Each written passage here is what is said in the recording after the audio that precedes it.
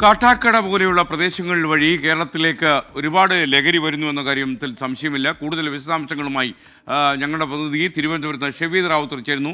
Shaveed, good morning. Shaveed, ഈ ഹോട്ട്സ്പോട്ടുകളൊക്കെ അടയ്ക്കാതെ ഈ ഉറവിടങ്ങൾ കണ്ടെത്താതിരുന്ന ഒരു പരിഹാരം കണ്ടെത്താൻ കഴിയില്ല എന്നത് നമുക്ക് പകൽ പോലെ വ്യക്തമായ കാര്യമാണ്. കൂടുതൽ വിശദാംശങ്ങൾ എന്തൊക്കെ? സാധാരണഗതിയിൽ നമ്മൾ ഈ NDPS കേസുകളുമായി ബന്ധപ്പെട്ട എക്സൈസ് ഉദ്യോഗസ്ഥരോടൊക്കെ സംസാരിക്കുമ്പോൾ ഒരു 2019 മുൻപൊക്കെ അവർ പറഞ്ഞിരുന്നത് നഗര കേന്ദ്രീകൃതമായി ഇത്തരം വ്യാപാരം നടക്കുന്നു എന്നുള്ളതാണ്. പക്ഷേ ഇപ്പോഴത്തെ ഒരു ഞെട്ടിക്കുന്ന എക്സൈസ് ഉദ്യോഗസ്ഥരുടെ തന്നെ കണ്ണ് തള്ളിക്കുന്ന ഒരു കാര്യം എന്ന് പറഞ്ഞാൽ അത് മലയോര മേഖല കേന്ദ്രീകരിച്ചു മാറിയിരിക്കുന്നു. പ്രത്യേകിച്ച് തിരുവനന്തപുരത്തെ സംബന്ധിച്ച് കാട്ടാക്കട എന്ന് പറയുന്നത് ഒരു അതിർത്തി പ്രദേശമാണ്. നമുക്കറിയാം സ്കേൻ, ഈ കാട്ടാക്കടയിൽ നിന്ന് നമുക്ക് അമ്പൂരി വഴി തമിഴ്നാട്ടിലേക്കൊക്കെ പോകാം, പാറശാല വഴി തമിഴ്നാട്ടിലേക്ക് പോകാം, ആര്യനാട്, നെടുമങ്ങാട് എന്ന് പറയപ്പെടുന്ന മലയോര മേഖലയുണ്ട്. അവിടെ നിന്ന് പിന്നീട് മറുഭാഗം എന്ന് പറയുന്നത് നെയ്യാറ്റിൻകരയാണ്. അവിടെയും ഞാൻ മുൻപ് സൂചിപ്പിച്ചത് ഒരു വലിയ ടൗൺ ആണ്. പിന്നീട് നമ്മുടെ നഗരത്തിലേക്ക് വരുന്നത്. അങ്ങനെ 4 പാടും വലിയ സാധ്യത, ലഹരി വിൽപ്പനയ്ക്ക് വലിയ സാധ്യതയുള്ളൊരു സ്ഥലമാണ് കാട്ടാക്കട എന്നുള്ള കാര്യത്തിൽ തർക്കമില്ല. എസ്കേൻ 2019, 20, 21 കാലയളവിൽ, കൃത്യം പറഞ്ഞാൽ ഈ 2 വർഷത്തിനിടയിൽ കാട്ടാക്കട മേഖലയിൽ, കാട്ടാക്കട പോലീസ് സ്റ്റേഷൻ പരിധിയിൽ മാത്രം നടന്ന അക്രമ സംഭവങ്ങളെക്കുറിച്ച് നമുക്കറിയാം. പന്നിയോട് വെച്ച് റൗണ്ട്സിന് പോയ ഒരു പോലീസ് ജീപ്പ് അടിച്ചു തകർക്കുന്നു, ആക്രമിക്കുന്നു. ആ പ്രതികളെ പിടികൂടാൻ നെല്ലിക്കുന്ന് എന്ന് പറയപ്പെടുന്ന സ്ഥലത്തേക്ക് പോയിട്ടുള്ള പോലീസ് സംഘത്തിന് നേരെ ബോംബാക്രമണം ഉണ്ടാകുന്നു. അതിനുശേഷം ഈ കാട്ടാക്കട പോലീസ് സ്റ്റേഷൻ പരിധിയിലും കുറ്റിച്ചലിലുമായി പോലീസ് സ്റ്റേഷൻ ആക്രമണ സംഭവങ്ങൾ നിരവധി ഉണ്ടായിട്ടുണ്ട്. അതൊക്കെ ലഹരി മാഫിയ സംഘമാണെന്നുള്ള കാര്യത്തിൽ തർക്കമില്ല.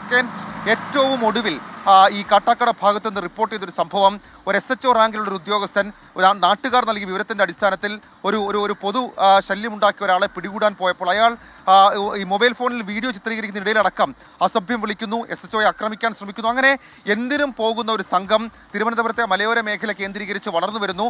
അവർക്ക് ഈ അതിർത്തി കടന്ന് തമിഴ്നാടുമായിട്ടടക്കം ബന്ധമുണ്ട് എന്നുള്ള വിവരം അത് സ്റ്റേറ്റ് സ്പെഷ്യൽ ബ്രാഞ്ചിനടക്കമുണ്ട്, എക്സൈസിനുണ്ട്.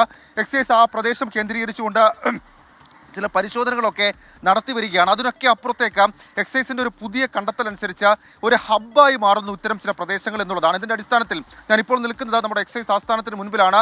അവിടുത്തെ ചുമതലയുള്ള ഉദ്യോഗസ്ഥർ, പ്രദേശത്തിന് ചുമതലയുള്ള ഉദ്യോഗസ്ഥരടക്കം പറയുന്നുണ്ട് അങ്ങനെ ഒരു ഹബ്ബായിട്ടടക്കം പ്രവർത്തിക്കാനുള്ള ഒരു രീതി ആ പ്രദേശത്തുണ്ട്. യുവാക്കളെ കൂട്ടുപിടിച്ചുകൊണ്ടാണ് ഈ സംഭവങ്ങളൊക്കെ നടക്കുന്നത്. ആ പ്രദേശത്തെ ടൂറിസം മേഖല കേന്ദ്രീകരിച്ചടക്കം വലിയ ലഹരി വിൽപ്പന നടക്കുന്നുവെന്ന് കണക്കുകൾ നിരത്തി എക്സൈസ് ഉദ്യോഗസ്ഥർ പറയുന്നുണ്ട്. ഏതായാലും ആ വിഷയത്തിൽ വലിയ ശ്രദ്ധ ഇതിനോടകം തന്നെ എക്സൈസിൻ്റെ ഭാഗത്ത് നിന്ന് ആ പ്രദേശത്തുണ്ട്. കഴിഞ്ഞ ദിവസങ്ങളിൽ നമ്മളുടെ പാക്കേജിൽ ചൂണ്ടിക്കാണിച്ചതുപോലെ തന്നെ ബ്രെഡിൽ ഒളിപ്പിച്ച ഈ കഞ്ചാവൊക്കെ പിടിക്കുന്ന സാഹചര്യമുണ്ടായി. ഈ കോടതി നിയമ നടപടികളടക്കം എത്രയും പെട്ടെന്നാക്കാൻ എക്സൈസിൻ്റെ ഭാഗത്ത് നിന്ന് പ്രത്യേക ജാഗ്രത അതടക്കം ഉണ്ടാകുന്നുണ്ട്. നഗരത്തിലേക്ക് ആ പ്രദേശം വഴി വരുന്ന ലഹരി വിൽപ്പന, ലഹരി വ്യാപാരം, ലഹരി വ്യാപനമൊക്കെ തടയാൻ തിരക്കിട്ട ചില നീക്കങ്ങൾ അത് എക്സൈസിനിടയിലും പോലീസിനിടയിലും നടക്കുന്നുണ്ട്. സ്കേൻ, താങ്ക് യു. ഷെവീദ് റാവുത്തറാണ് വിവരങ്ങൾ നൽകിയത്. മലയോര മേഖല കേന്ദ്രമാക്കി ഇതിൻ്റെ കടത്ത് കൂടുന്നു എന്നാണ് മനസ്സിലാക്കുന്നത്.